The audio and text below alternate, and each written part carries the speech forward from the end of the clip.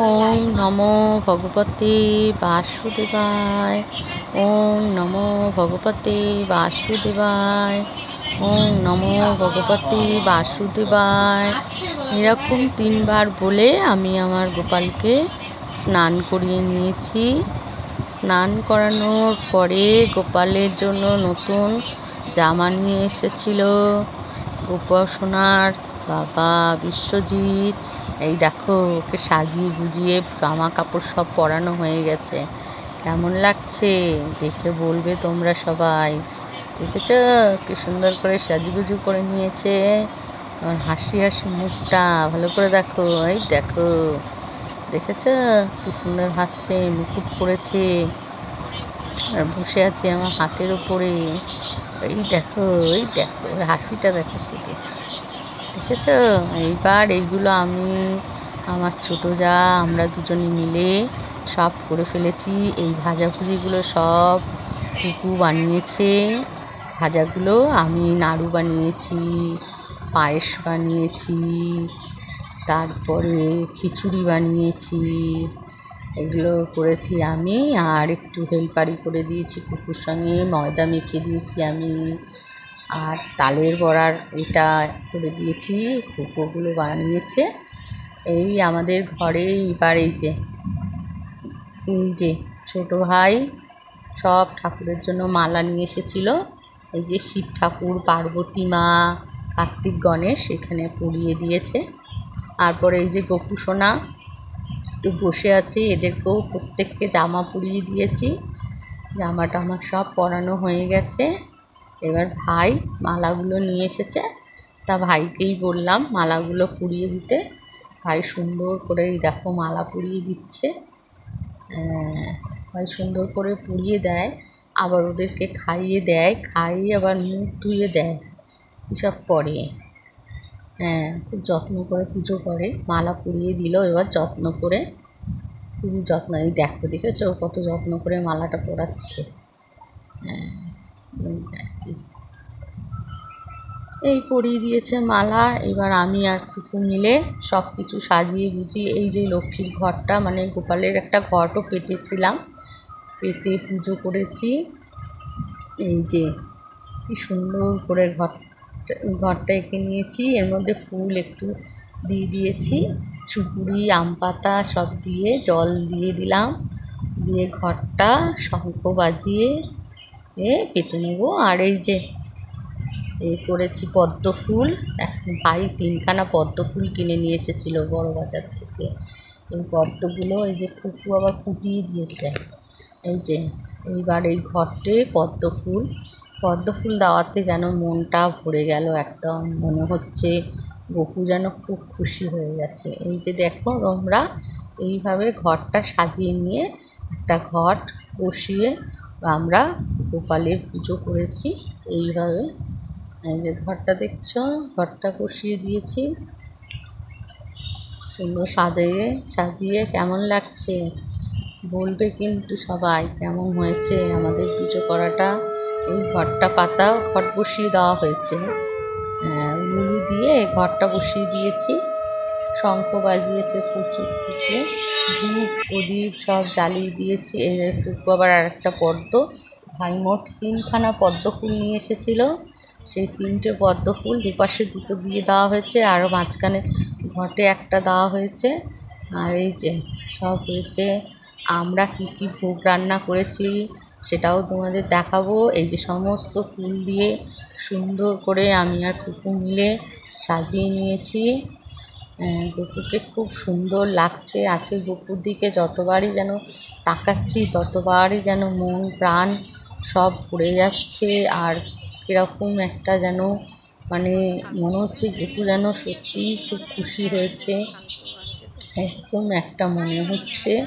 এই যে ওপরেও আমরা ঠাকুরদেরকে ভোগ দিয়ে দিয়েছি, রান্না করেছিলাম যেগুলো খাইয়ে দিয়েছি। এবার এই যে কুকু ভিডিও বানাচ্ছে, ও ব্লগ করে তো বড় ভালো, আপনারা দেখবেন ও ব্লগ করে। এই দেখুন ধুনো ধরিয়ে দিয়েছে কুকু। এবার চারিদিকটা কি সুন্দর ধুনো ধুনো সুন্দর গন্ধ বেরোচ্ছে, সুন্দর লাগছে। হ্যাঁ, এই দেখুন টুকু তালের বড়া বানিয়েছে, লুচি বানিয়েছে, আলুর দম বানিয়েছে, আর 5 রকমের ভাজা বানিয়েছে। এগুলো বানিয়েছে ফুপু। আমি বানিয়েছি খিচুড়ি, নারকেল নাড়ু, এইসব করা হয়েছে। সুজি বানিয়েছি আমি, পায়েস বানিয়েছি আমি। এইগুলো সব হয়েছে। এই যে খিচুড়ি, গোপালকে ভোগ দিয়েছি। এই যে ফল অল্প করে দিয়েছি। এই যে সুজি টুজি, এই যে সব রকম ভাজা, এইটুকু আমরা করেছি সবাই মিলে মিশে। হ্যাঁ, গপুকে দিয়েছি। গপু জানি না কতটা খেয়ে খুশি হয়েছে। তা গপুর প্রসাদটা খেলেই আমরা বুঝতে পারবো গপু কতটা খুশি হয়েছে। কারণ প্রসাদ তো মুখে দিলেই একটা অমৃতের মতন টেস্ট লাগে, তখনই বোঝা যায় যে ভগবান নিজে খেয়েছেন। তার জন্যই আমাদের প্রসাদ অমৃত সমান হয়ে গেছে। তা এখন তো সবে পুজো দিয়েছি, তাই এখন বুঝতে পারছি না। হ্যাঁ, তবে যখন পুজো হয়ে যায় আমরা এখন দুজনে মিলে বসেছি পুজো করতে। কৃষ্ণের প্রণাম মন্ত্র করে নিয়েছি, পুষ্পাঞ্জলি মন্ত্র করে নিয়েছি। এই যে আমরা পুষ্পাঞ্জলি মন্ত্র দিচ্ছি বই দেখে দেখে দুজনে মিলে।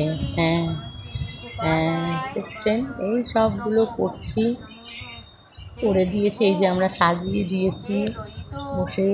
তারপরে আমরা কৃষ্ণের শতনাম পড়েছি, আর গীতার প্রথম অধ্যায় করেছি, আর গীতা মাহাত্ম্য পাঠ করেছি।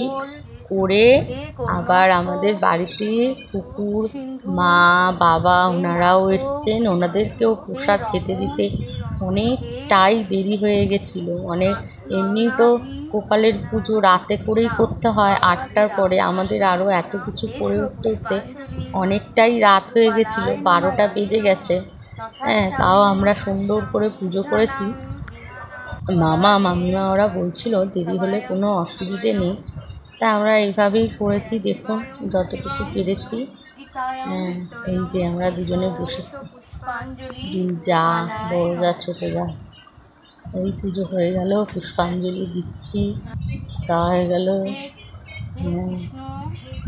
এই যে আর আমাদের এই ভিডিওটা করে দিচ্ছে বিশ্বজিৎ, মানে আমার বর।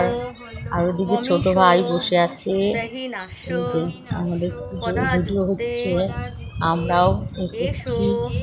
যাই হোক বন্ধুরা, আপনারা দেখলেন তো কীভাবে আমরা বাড়িতে পুজো করেছি।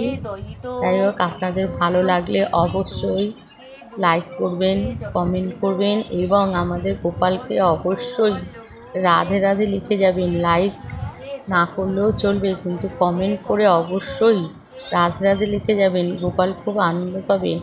এমনিতেই গোপু সোনা খুব দুষ্টু, ও খুব ভালোবাসে সবাই ওকে একটু রাধে রাধে বললে। তাই ওকে অবশ্যই রাধে রাধে কথাটা বলবেন, কিন্তু কমেন্টে যারা যারা দেখবেন তারা একবার হলেও রাধে কথাটা লিখবেন। গোপু সোনা খুব খুশি হবেন এবং আপনাদের প্রত্যেকের ঘরে চলে যাবেন। আমাদের গোপু সোনা খুব দুষ্টু। একবার কি হয়েছিল জানেন? একটা গল্প বলছি শোনো। আমাদের মেদিনীপুরে একটা বাড়ি আছে, আমি আর ছোট ভাই মেদিনীপুরের বাড়িতে যাব, তবু সবসময় গোপু সোনাকে নিয়ে যাই। কিন্তু সেদিন কি হয়েছে, আমাদের মেজো ভাই আছে, বললো যে মেজো ভাই থাকবে। তা আমরা কি করেছি, চলে গেছি, গোপু সোনাকে রেখে গেছি। ওমা, এর মধ্যে আমরা তো গেছি হাওড়া স্টেশনে, ওখান থেকেই আমাদের দীঘার বাসগুলো ছাড়ে। সেদিন গিয়ে একটাও বাস পাচ্ছি না, যা পাচ্ছি সব সিট ভর্তি, কিছুতেই তো যেতে পারছি না। আর এতটা রাস্তা, 5 ঘন্টা 5.5 ঘন্টার মতো লাগে, কী করে যাবো? আর ভাই বললো চলো বৌদি আমরা ফিরে যাই। আর আমরা যেতে পারিনি। বাড়িতে এসে শুনি মেজো ভাই বাড়িতে থাকবে না, কোথায় ঘুরতে চলে যাবে। তাহলে বলুন, ওর খাওয়া হবে না তো? ওই জন্য ও আমাদেরকে ঘুরিয়ে নিয়ে চলে এলো। তারপর দিন বাবু আমাদের সঙ্গে আমাদের মেদিনীপুরের বাড়ি গেল। তাহলে বুঝতেই পারছেন ও অনেক কিছু লীলা খেলা করে আমাদের সাথে। তাই বলছি অবশ্যই কিন্তু তোমরা ওকে রাধে রাধে লিখবে, তাহলে ও কিন্তু খুব খুশি হবে। দেখতে পাচ্ছ তো এই দুষ্টুগুলোকে ভালো করে দেখাতে পেরেছি। এই যে আমাদের রাধারানী আর কৃষ্ণ, দেখো। আর এই কদিন জানো কত দোলনা ঝুলছিল এই গোপাল, দুষ্টু গোপাল। শুধু দোলনায় চড়বে, কিছুতেই সে নামবে না।